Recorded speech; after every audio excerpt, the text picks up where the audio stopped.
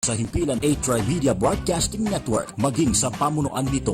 Bagkus, ang mga komentaryo at pagpuna ng mga host at panauhin ng programang ito ay galing sa kanilang sariling pananaw, opinyon, paniniwala at kaugalian at hindi idinikta ng A-Trimedia Broadcasting Network. Maraming salamat sa inyong patuloy na pagtangkilik. This program is brought to you by A-Trimedia Pro Incorporated. Magandang umaga. Congratulations. Tagahanga mo kami. Hindi mo lang nakakuha. Matagal na kami nakikinig sa'yo. Kasi magandang programa mo. Bukod sa mayroong tinatalakay na tama sa bayan, mayroong humor. At saka bilib ako sa'yo. Kasi minsan parang nagagalit yung babae sa'yo, pero hindi mo pinatulang, cool ka lang. Ang ganda, tira mo ka ako yung si Percy ka, magaling talaga. Talagang kaka ko, maganda ka makiharap sa tao. Congratulations, babati lang ako sa'yo at more power. Keep it up. Balita, impormasyon at mga isyong may kinalaman sa bayan, lahat isisiwalat ng walang takot, lilinawin, hihimay-himayin, matapang, ngunit malalim at makatotohanang komentaryo sa Lapid 5. Lapid 5, kasama si Percy Lapid.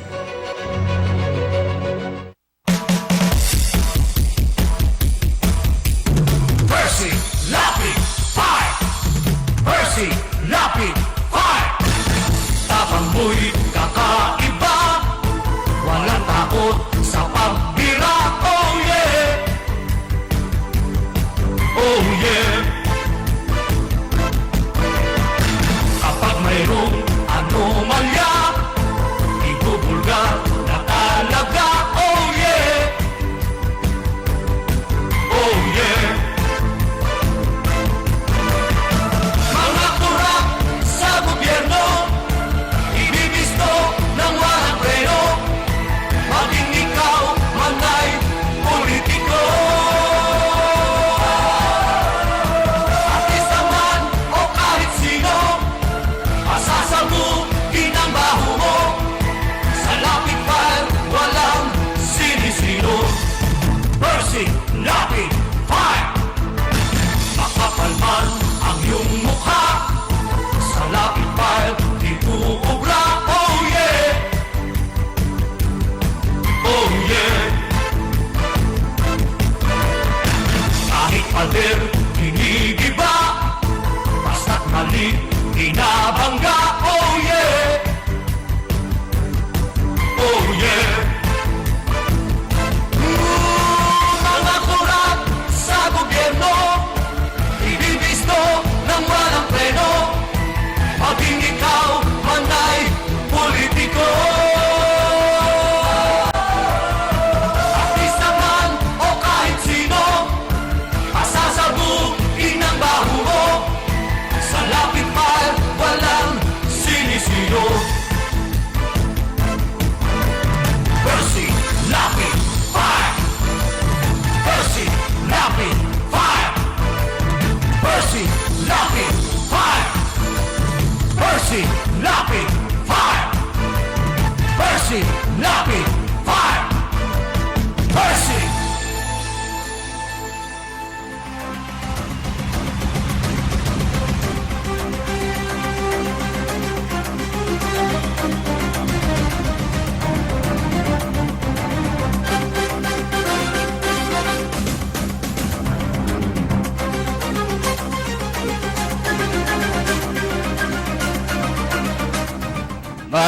Magandang umaga po mga kaibigan. Sa pangalan ni kasamang Percy Lapid, ito po si Peter Calastas na pansamantal munang umuupo at aantabayanan lamang natin si kasamang Percy Lapid, no? At baka lang na-traffic.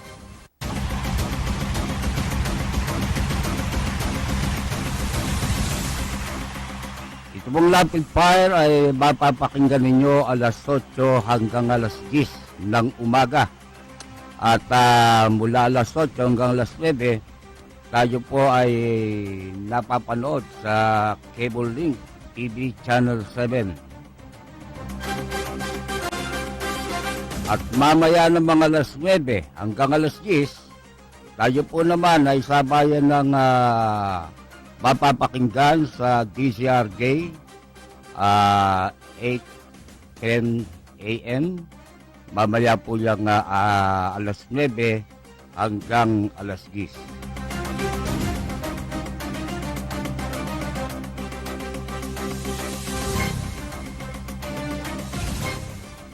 Tayo po ay gagawa ng mga pagtalakay sa ilang mga isyu natin pong nababasa sa pahayagan, napapakinggan sa ilang himpilan ng radyo at napapanood ninyo sa telebisyon.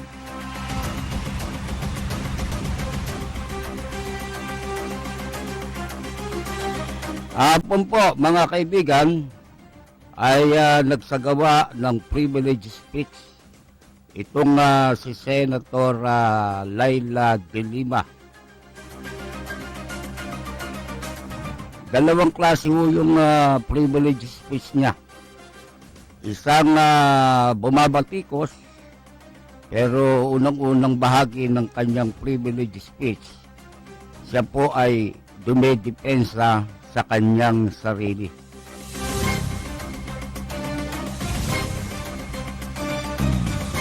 Sapagkat bago yan, ay nagpahayag itong Secretary of Justice na si Vitaliano Aguirre na di umano ay merong mga matataas na opisyal ng mga dating opisyal ng DOJ na kasabwat nitong mga drug lord dyan po sa Bilibid Prison.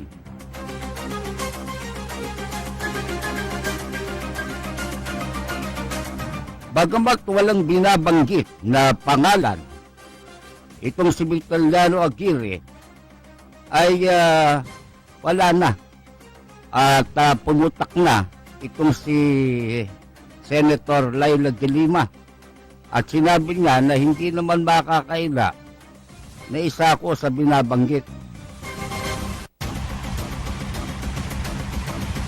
At ang katunayan na niya ay yung social media daw ay ginamit ng isang organisadong grupo para sirain ang kanyang pangalan.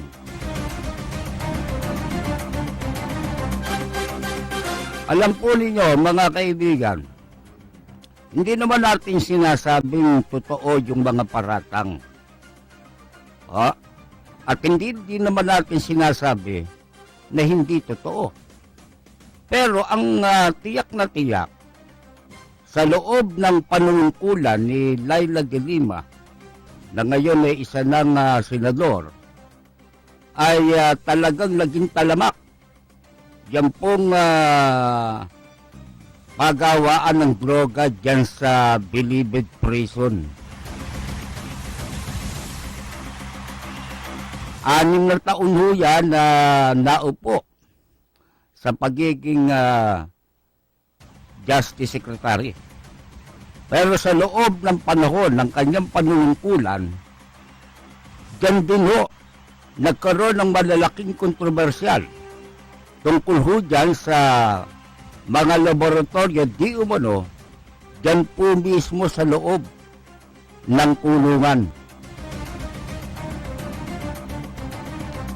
At itong mga drug lord, yung malalaking drug lord, kamukha ni Kulangko, ni Peter Ko, at yung pang-isa si Sebastian, namayagpag yan. At nagpatuloy dun sa kanilang negosyo na illegal drugs. Pagka ang pag-uusapan ay command responsibility, tatamaan talaga itong si Laila de Lima.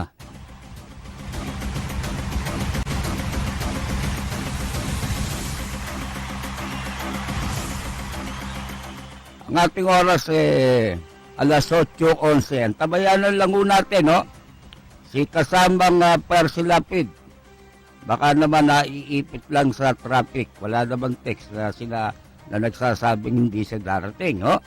Kaya ang tabay lang ho tayo mga kaibigan.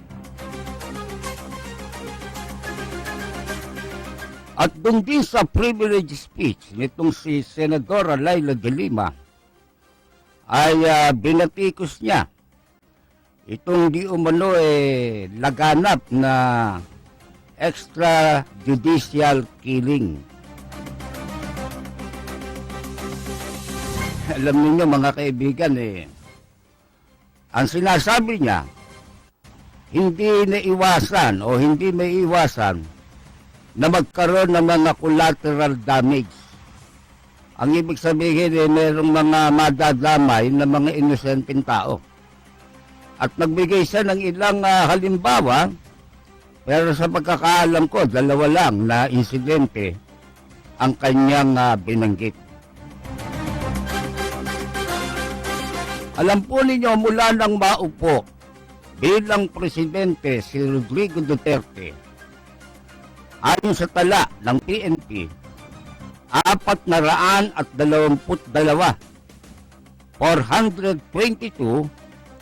ang napapatay na dahil po dyan sa di umano ay mga kasangkot dyan po sa illegal drugs.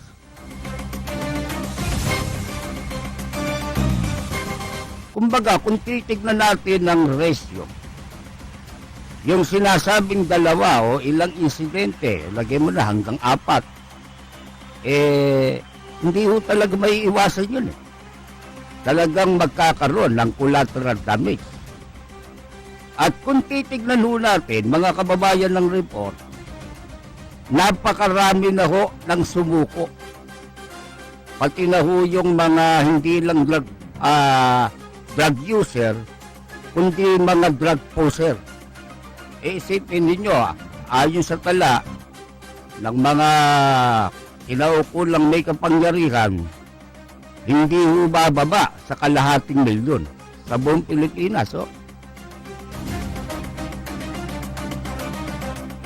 Isipin nyo yung racing yan, na ang napatay 422 hanggang sa kasalukuyan, napakaliit po ng porsyento niyan.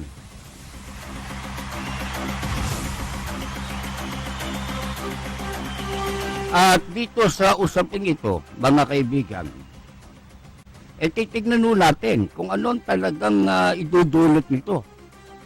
Itong mga pangyayaring ito sa kabuuan, ito ba makabubuti sa ating bansa o makasasama? Yan o ang specificong tanong dyan. Yan bang mga drug poser na natakot na, pati na yung mga drug user, ano ibinungan yan sa kanila? Natakot At kumbaga sa ngayon, napakahirap na ng bentahan ng droga, ng sabu, to be exact.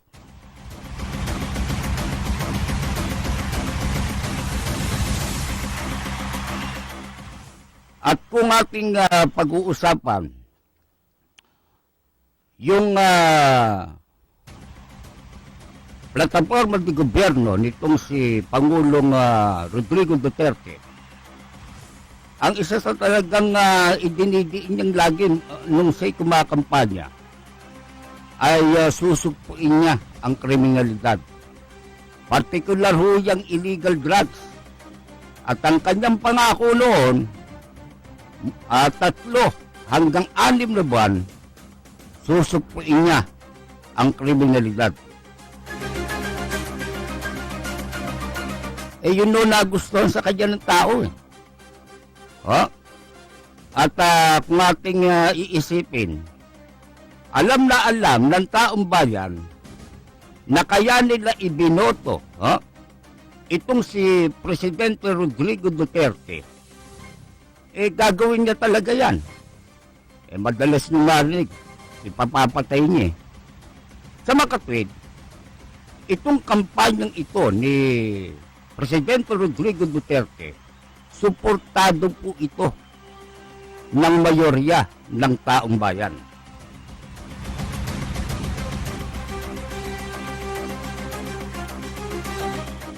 Kaya yung pinakahuling survey, nakita ninyo, 91% ang talagang pumapabor at naniniwala na magiging maganda ang patutunguhan nitong administrasyon ni Presidente Duterte.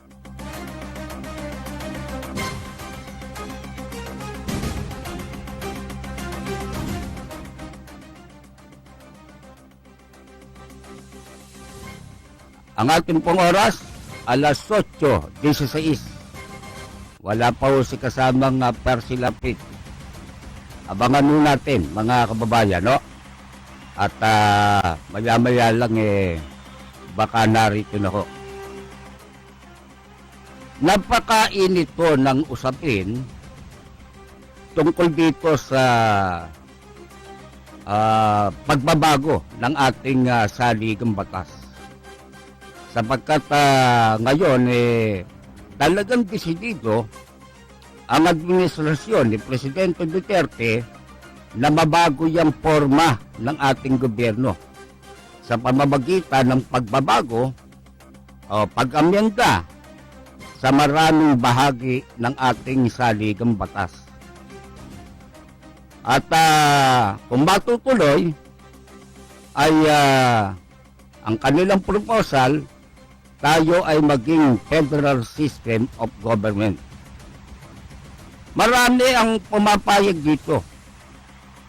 At maging itong mga eksperto, naniniwala na panahon na mabago ang sistema ng ating gobyerno.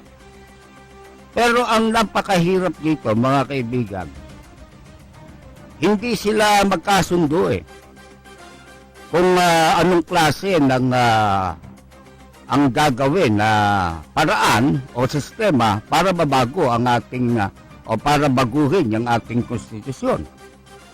Alam niyo sa konstitusyon, sa saligang batas, tatlo ho yung sistema na ipinahihintulot para mabago ang ating saligang batas. Una, yung Constitutional Convention. Pangalawa, yung Constituent Assembly. At pangatlo, yung People's Initiative. Yung Constitutional Convention, ang ibig sabihin nunan, maghahalal tayo ng mga delegado sa bawat distrito sa buong Pilipinas para sila ang upo na mga delegado dyan sa Constitutional Convention. Ito po naman Constituent Assembly. Yan po naman ibig sabihin, itong Kongreso, kasama ho yung Senado, magkukumbin bilang Constituent Assembly. At sila na mismo ang magbabago o mag-aamyenda sa ilang bahagi ng ating saligang batas. Yung po namang People's Initiative, medyo yun. Kumbaga, nagagamitin lang yun kung merong ilang mga amyenda na gustong baguhin sa ilang bahagi ng ating konstitusyon.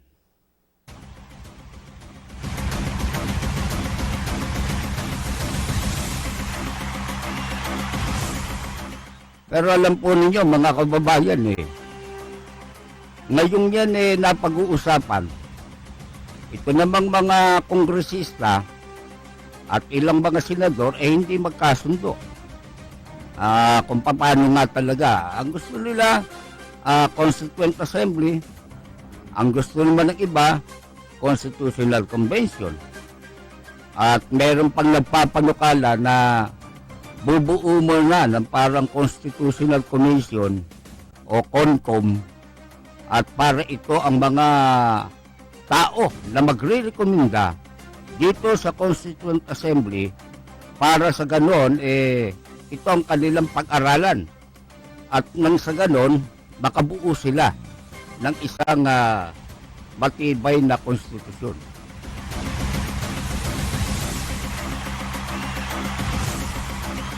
Alam niyo mga kaibigan ngayon pa lang nakikita na natin kung ano ang pinakamaganda dyan Ang talagang pinakamabuting paraan mga kaibigan yung Constitutional Convention. Kung bakit? Sapagkat ito ihahalal ng taong bayan para siyang talagang gumawa ng ating konstitusyon. At ang mga ihahalal dito, ang iboboto rito, itong mga delegado na siyempre pa walang kaugnayan dito sa mga politiko sa kasalukuyang kongreso. Yung kongreso, alam nyo naman ha? Puro politiko nandyan At ang talagang issue dito yung kredibilidad. Yan yung kredibilidad ng kongreso ang issue rito. Kung bakit marami ang tumututol doon sa proposal na ito maging Constituent Assembly. Ngayon, nga, nasa Constitution yan. Pero kung titignan natin, pag-aaralan natin, ang talagang pinakamaganda dyan Constitutional Convention. Yan po yan, mga kaibigan. Sapagkat alam po ninyo, dito sa ating bansa, tatandaan natin na walang konstitusyon na binago o napagtibay na normal ang panahon. Noong 1935, binuo yung konstitusyon, pero tayo nasa ilalim ng Commonwealth. Hindi tayo talagang malaya nun. Na kaya lamang nagkaroon ng isang regular na kongreso, nang umupo na itong si Rojas. Si Manuel Rojas na siyang kauna-unahang presidente ng Republika. Ngayon, binago uli ang konstitusyon. Pero ito noong 1973. Tatandaan nun natin, noong 1973, martial law yun Martial law. Bagamat nagkaroon ng Constitutional Convention noong 1972, inabot po yan ng martial law. At ang naging presidente nga doon sa Constitutional Convention, ito si Carlos P. Garcia. Namatay si Carlos Garcia. Ang pumalit, si Diosdado Macapagal. Yon. Noong 1973, inabot yan ng martial law. Kaya, kumbaga, nagkaroon tayo ng isang konstitusyon na hindi normal sapagkat nais sa ilalim ng isang diktador. Kaya nagkaroon pa nga sa ng Amendment number 6. At nung nagkaroon na ng Parliamentary Form of Government, at ang naging Prime Minister si Birata at ang Presidente doon si Marcos. Ang makapangyarihan doon, hindi yung Prime Minister, kundi si Marcos. At para makasiguro si Marcos na siyang talagang masusunod, meron siyang presidential decree na Amendment number 6. Gagamitin ngayon pagka gusto niya na tutulan ang mga pinapanukala nito pong parlamentaryo. At talagang siya ang masusunod.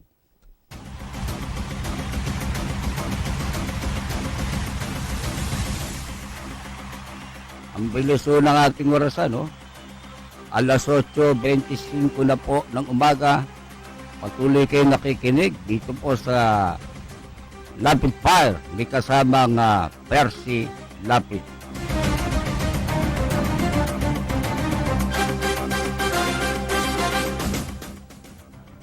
At pagkatapos niya nawala si Marcos, pumalit si Cory Aquino. At alam po naman ninyo, yung kay Cory Aquino, hindi normal ang sitwasyon nun. Kaya nga ang itinatag na gobyerno nun, revolutionary government. Binaliwala yung umiiral na konstitusyon at binaliwala ang kongreso at sabi nga natin, ito ay isang revolutionary government. At kung sinasabi man, ito ay revolutionary government, ito po naman civilian in nature. At noong 1987, ayun, bumuo ng Constitutional Commission. At ito ay binuo ng 50 katao na pinili ng Malacanang. At ito ho ang bumuo, nagpatibay ng 1987 Constitution. Kaya kung mapapansin ninyo, mga kaibigan, sa kasaysayan, wala akong konstitusyon, kahit yung malolos konstitusyon, na normal ang sitwasyon. Ibig sabihin, ito ho yung mga pagbabago na naganap na wala hong kongreso, na kung meron man nasa ilalim ng impluwensya ng nakasasakop sa atin. Ganyan o sitwasyon nun Ngayon, tayo ngayon ay nagbabalak na baguhin ang ating konstitusyon. Pero, mga kababayan, meron tayong regular Congress. At ito ho masalimuot sapagkat alam po naman ninyo, lalo na kung yan gagawing Constituent Assembly, yung mga magagawa niyan, may mga pangsariling interest yan Unang-una, yung mga political dynasty, papayag ba yung mga yan na pagtibayin sa konstitusyon, ipagpatuloy yung anti-political dynasty at magkaroon ng maliwanag na probisyon na talagang sa konstitusyon na ay nakalagay na ibabawal yan nung political dynasty hanggang sa second degree. Lilinawin nyo, no? Gagawin ba nila yan? Yan no, malaking katanungan dyan.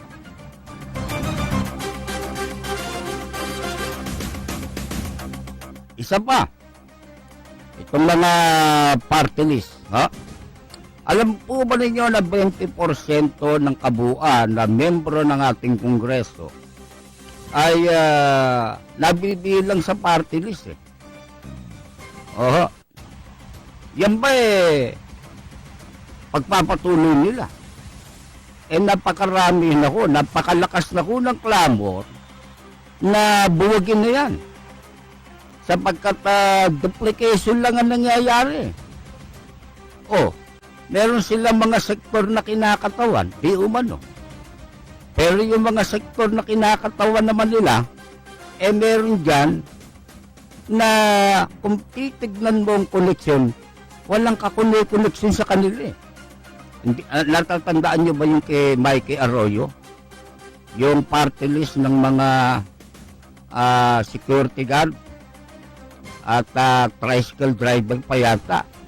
Tapos ang nominee, ang pinaka-representante, si Mikey Arroyo. Ano kinalaman niya ron? Meron pa nga nung araw party list ng magbabalot. Ang napiyas ko naman doon, yung pinsan yata nitong si Mike Arroyo. Sipin nyo, kanya-kanyang invento ng party list. Nababoy na ang talagang intensyon kung kaya nagkaroon ng party list. Alam po ninyo, kaya yan pinanukala at napasama sa ating sistema dyan sa Kongreso. Ang talagang intensyon niyan yung mga marginalized sector ay magkaroon ng representante sa Kongreso. Una nga, si Marcos nga na ganun yan Panukala niyan kung ikaw ay magsasaka o grupo kayo ng mga magsasaka, magkaroon ng isa man lang o dalawa na representasyon kayo sa Kongreso. Kung ikaw naman halimbawa ay sabihin na nating OFW, magkaroon kayo ng representasyon doon. Hindi. Ang nangyari ngayon, kanya-kanyang invento ng party list. Kanya-kanyang tawag ng pamagat. Nakita natin dumating ang panahon na baboy na huyang sistemang yan.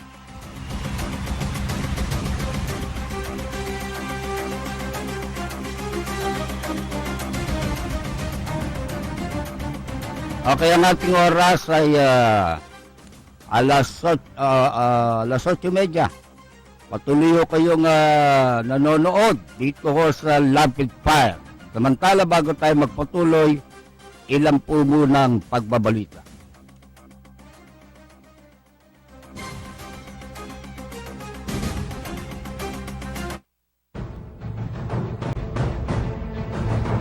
Mga pangunahing balita at impormasyon na dapat ninyong malaman, mga kabulukan, pasisingawin at isisiwalat sa Rapid Fire.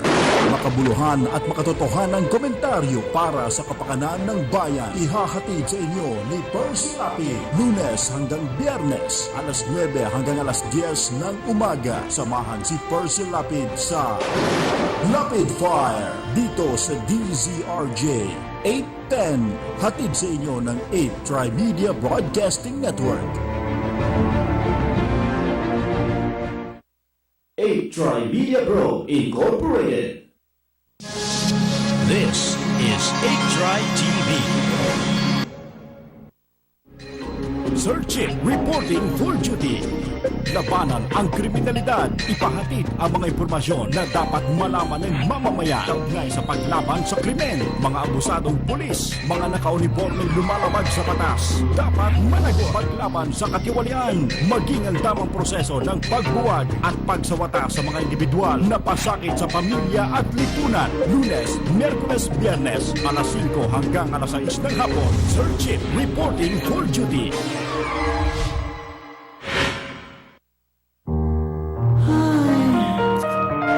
Nakaka-stress naman. Araw-araw na lang sari-saring problema.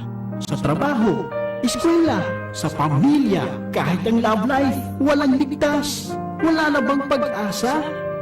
Huwag mawalan ng pag-asa. Narito ang tutulong sa iyo. Hope for the Heart. Ang programang magbibigay ng pang-araw-araw na inspirasyon sa atin. Pagninilay sa salita ng Diyos na nagbibigay ng kalakasan at kapahingahan sa ating puso. Kasama si Father Luciano Feloni, handang makinig sa inyo at magbigay ng inspirasyon. Hope for the Heart. Lunes hanggang Biyernes, alas 9:30 hanggang alas 11 ng gabi sa 8 Tri TV.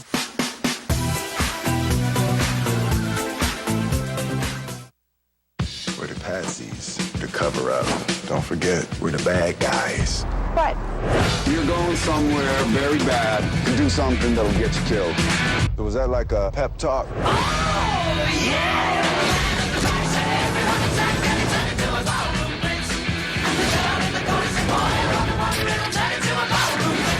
That was a great shot, man. Hey, I don't do hugs. I'm not a hugger.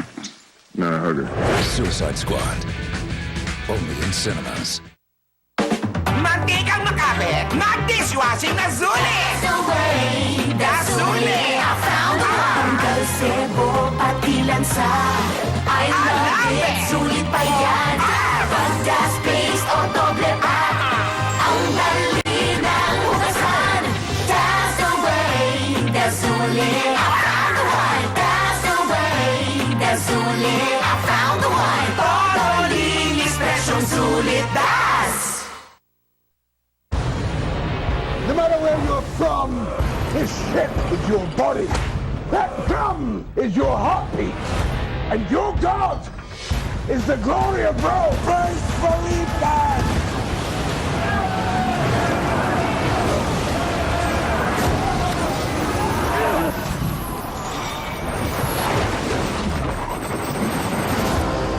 How long were you a slave?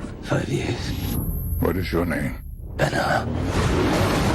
My family was one of the most respected in Jerusalem until we were betrayed by my own brother.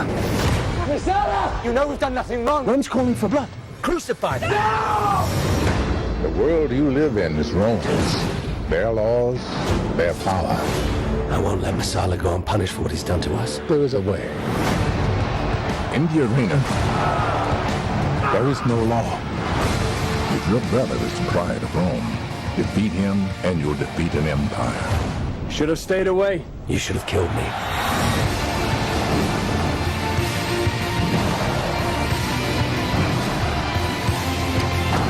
Remember, First to finish. Last to die. Are we having fun now, brother? Stand and fight! Stand up now!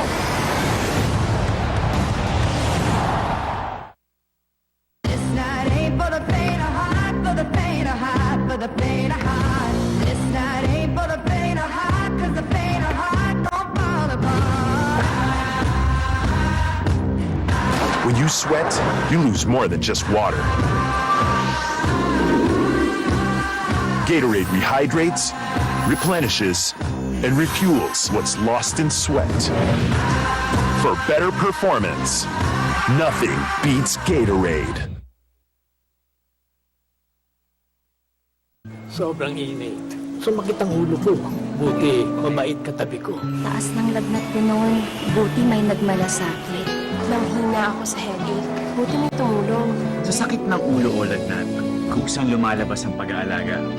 At wala nang hihigit pa sa ingat na napapagama natin kasama ang Biogesic po. Biogesic, ma? Mrs. Biogesic po. Biogesic, ingat na damang-dama. Trusted quality healthcare. Unilab yan.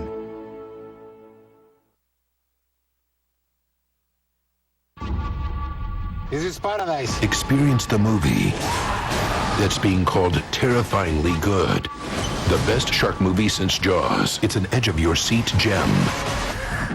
The Shallows. This is paradise. Experience the movie that's being called terrifyingly good. The best shark movie since Jaws. It's an edge-of-your-seat gem. The Shallows. Balita at impormasyon sa mga napapanahong kaganapan, makatotohanang komentaryo at tunay na public service. Usapin sa kalusugan, entertainment, mga gimmick at papremyo. Lahat ng yan narito sa 8 Tri-Media Broadcasting Network, ang himpilan ng bawat Pilipino. This program is brought to you by 8 Tri-Media Pro Incorporated. Balita, impormasyon at mga isyong may kinalaman sa bayan, lahat isisiwalat ng walang takot, lilinawin, hihimay-himayin, matapang, ngunit malalim at makatotohanang komentaryo sa Lapid 5. Lapid 5, kasama si Percy Lapid.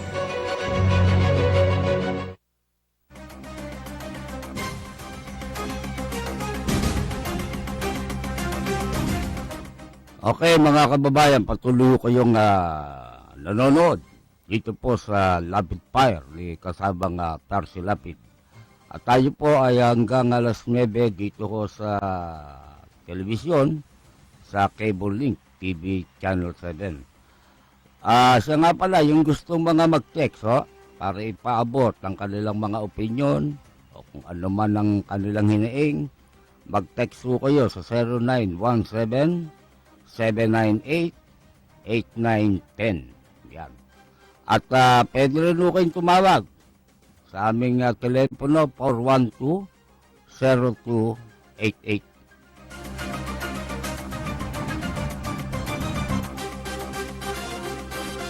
Yan o ang napakabigat na problema. Kapag tao itong kongreso ay ginawang isang Constituent Assembly, sapagkat ang dating punong maestrado na si Chief Justice Renato Puno, maganda ho yung punto niya. Paano mangyayari dyan? Papayag ba ang Senado na sumanib na lang sila sa kongreso bilang unicameral assembly? Boboto sila na kasama ng mga senador. Alam po naman ninyo, yung mga kongresista. Ang mga kongresista, binubuo ng mahigit 200. At ito namang Senado, 24 lang. Ang sabi ni dating Chief Justice Renato Puno, gawin yan na isang separate chamber, voting separately. Iba ho yung boto ng Senado, iba naman ang magiging boto nitong mga kongresista. Yan o, mabigat yan. Para bang isang pangkaraniwang panukalang batas na kung hindi magkasundo, iba bersyon ng mababang kapulungan ng Kongreso, iba naman ang bersyon ng Senado, pupunta pa rin sa Bicameral Conference Committee. Isipin ninyo, para doon talagang iakmang mabuti yan. Yan o, mahirap yan Napakaraming question dyan, mga kababayan. At sabi nga natin, hindi pwedeng hindi mapag-usapan yung vested interest. Maraming mga may interest dyan At sabi nga natin, itong mga may interest na to, papayag ba yung mga yan na mapinsala yung kanilang kapakanan? Lalo na yung political dynasty. Ang tagal-tagal na nga yan, hindi sila nagpatibay ng batas para yan umiral. Sipin niyo yan, mga kaibigan. Yan napakalaking question. Samantalang kung Constitutional Convention, yan po talagang magiging independente. Sinasabi nila, ano garantiya na hindi iboboto yung mga kamag-anak ng politiko. Aba, nasa taong bayan na ho yun. Unang-una, sabi nga ni dating Chief Justice Renato Puno, ang talagang intensyon ng gawin niyang Constituent Assembly, magkakaroon ng separate voting. Yan. Bagamat hindi talaga in-express yun, sapagkat iniisip ng mga gumawa niyan, yung 1987 Constitution, yung ang forma ay parliamentary. Hindi natuloy yun Ayun, hindi lang nailagay. Yun nga mahirap. Yun ang sinasabi natin may gray area. Totoo lang talagang dapat na baguhin na yung Constitution sapagkat marami sa 1987 Constitution ang merong gray area. Ibig sabihin hindi malinaw. Kailangan pa ang enabling law para yan talagang umiral. Yan napakahirap yan. Na para bang tayo ay merong isang saligang batas na baliwala na kaya lang magkakaroon ng silbi kung magpapatibay ng batas ang Kongreso. Awkward yan sapagkat ang saligang batas mas mataas sana yan Isipin ninyo nangyari. Para bang ang konstitusyon pa ang sasalig doon sa mga batas na gagawin ng Kongreso. Hindi ba palso yun, mga kaibigan?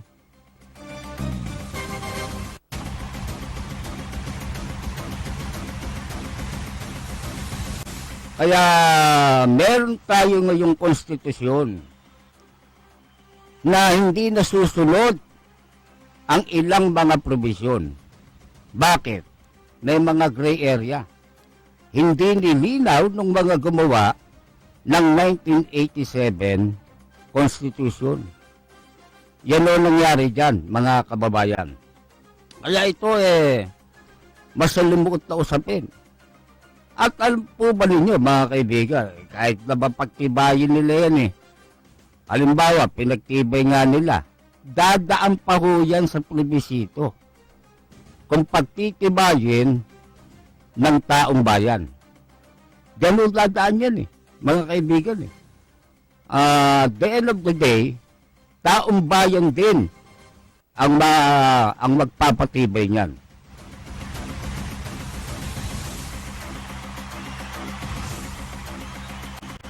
Ang ating oras, alas 8:45 ng umaga. Patuloy ko kayong nanonood dito ko sa Cable Link TV Channel 7. Dito po sa Lapid Fire. Tayo po ay hanggang alas 10. At pagsapit ng alas 9 hanggang alas 10, sabayan na ho tayong mapapakinggan sa radyo DCRJ. 8 sa pihitan ng inyong mga radyo bandido.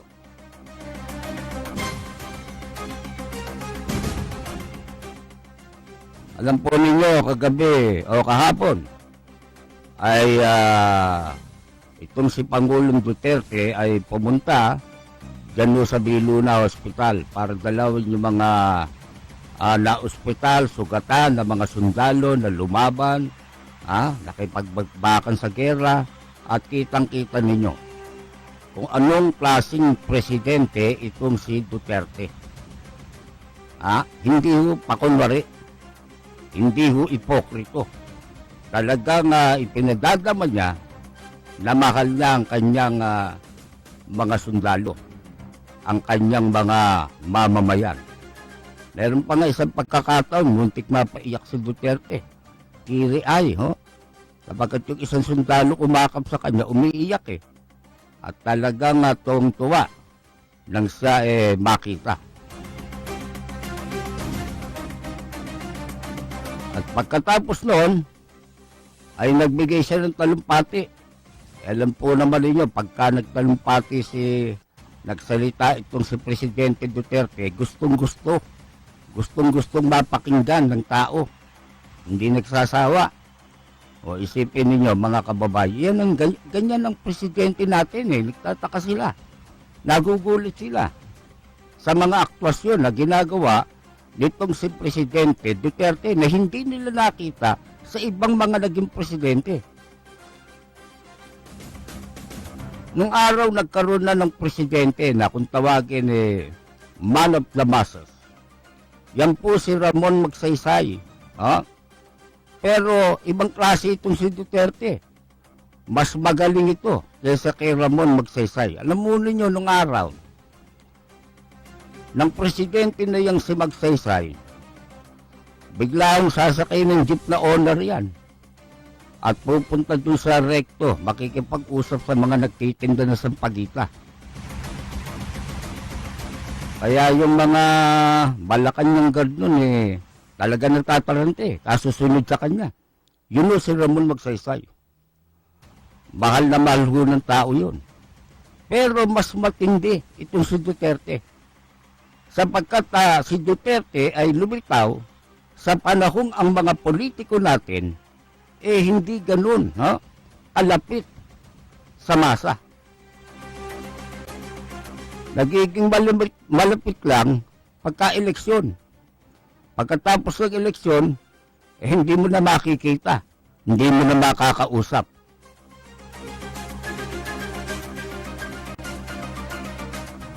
Pero itong si Duterte, makikita ninyo, talagang on hands pagdating sa taong bayan.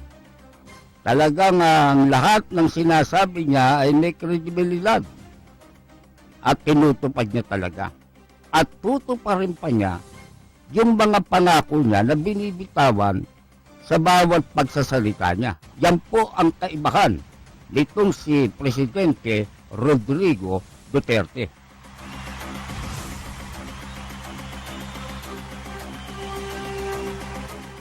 Ang ating oras, alas 8:49 ng umaga. Beno, mga kaibigan. Alam po ninyo itong kampanya laban sa droga, hindi huhihinto basta-basta yan. Tuloy-tuloy ho yan. Kasi pagka yan inihinto mo, mawawala yung momentum Ang momentum ay nasa palig ng ating gobyerno. At hindi pwede na yan palabigin mo. Kaya, bagamat napakaraming bumabatikos, hindi nagkakaroon ng epekto to sapagkat suportado ng taong bayan si Pangulong Duterte.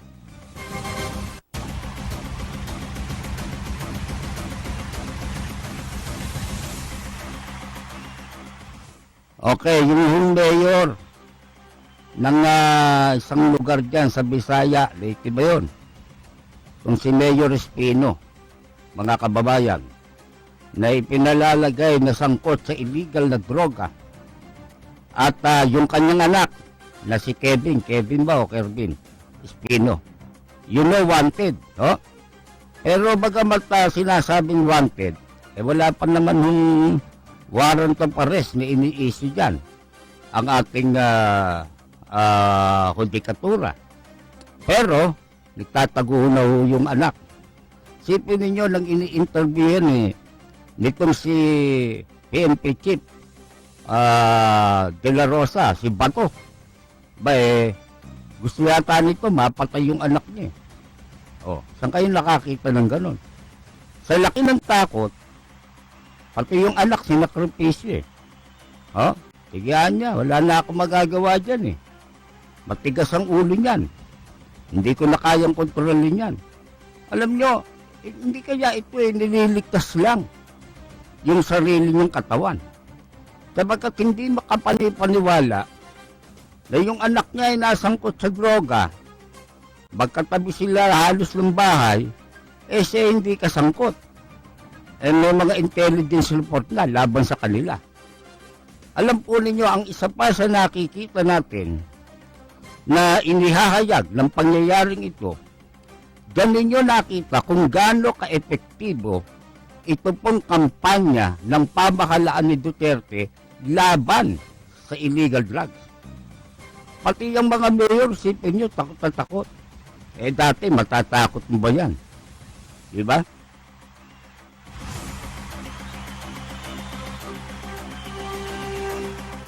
Isang buwan pa lang, si Pangulong Duterte sa Malacanang, ang pangako niya 3 hanggang 6 na buwan. Dito pala kita nyo natagumpay ang kampanya ng gobyerno laban sa illegal drugs. Simula na yan At yan, sabi ko nga sa inyo, hindi pwedeng lumamig yan, tuloy-tuloy yan. Sabagkat isipin ninyo kung gaano kalala ang problema sa illegal drugs dito sa ating bansa, napakarami ang talagang sumusuko. At ayon sa ibang mga nagsasalita, 2 taon na yung statistikang yan, meron daw 2,700,000 ang addict, ang mga user ng droga.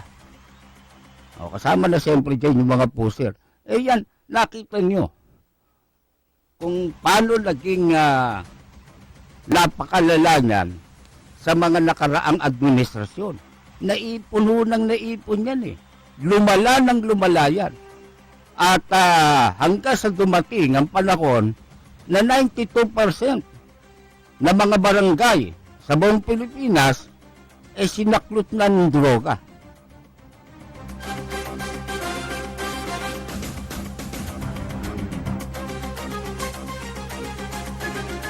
Ang ating oras, 6 minuto na lang bago sumapit ang 9:00 ng umaga. Patuloy po kayong sumusubaybay sa palatuntunan ni kasabang Percy Lapid. At wala siya. Hindi dumarating.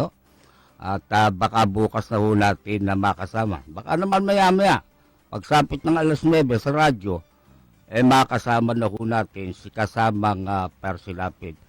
At doon nga sa mga nagtatanong, paano ito? Itong ating problema dyan sa iba pang mga concern ng ating mga mamamayan.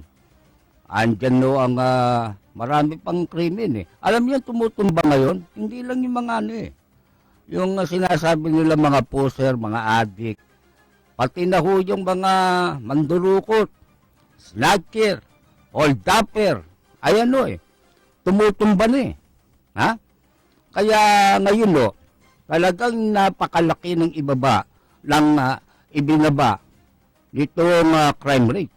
Sapagkat natakot na itong mga taong talagang hindi sila bibiruin ng ating gobyerno.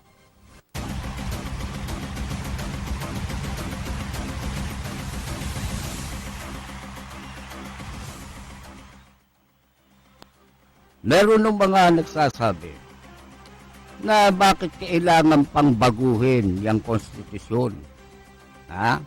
Ang dapat daw baguhin yung mga tao Bagay, may punto rin, Sapagkat anumang klaseng konstitusyon ang gawin mo, kung yung mga mamumuno naman sa ating gobyerno, hindi nababago, baliwala rin. Kaya lang, mga kaibigan, nasa atin yun Nasa mga butante yun. aminin natin ang totoo na marami pa ho ang hindi mature pagdating sa pagpili ng kanilang mga iboboto. Kaya ito tayo, mga kaibigan. Kasi, halimbawa, ayaw natin sa political dynasty. Bakit mo iboboto yan? Ha? Yan o Ang mabigat na problema sa mga lalawigan, sa mga probinsya, halos nawawalan sila ng choice. Kaya may punto rin na talagang ipagbawal yan Sapagkat alam po naman ninyo, ang kultura ng Pilipino, yung dynasty, kabag-anak, kadugo, siyempre, talagang ang gusto niyan maghari. Magkaroon ng monopoly doon sa pamamahala sa ating gobyerno. Yan ang pinagmumulan ng malaking korupsyon. Sipin niyo, bakit nangyari yung Maguindanao massacre? Yung mga ampatuan. Paano? Halos silang lahat na mag-anak nakaupo doon sa lugar na yun. May posisyon, gobernador, mayor, ano pa, yung gobernador ng ARM, sila rin. Lahat sila, may posisyon. Sa ilang mga bayan, ang mga mayor, ang patuan din. Kaya naabuso. At hindi lamang umabuso, napakalala pa ng naging korupsyon. Diyan sa lugar na yan, ang kung iisipin mo, ang pinag-ugatan ay yung pong political dynasty.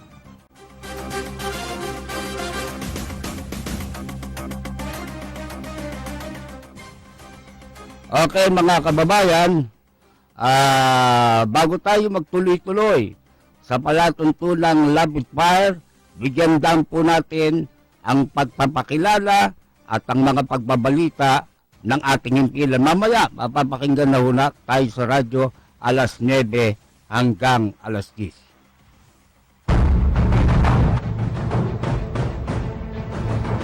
Mga pangunahing balita at impormasyon na dapat ninyong malaman, mga kabulukan, pasisingawin at isisiwalat sa Rapid Fire.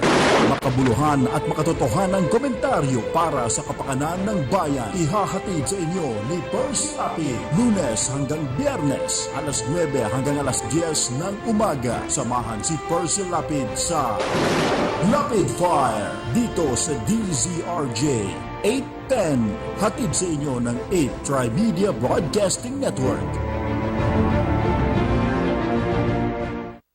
8 Trimedia Pro Incorporated. This is 8 Tri TV.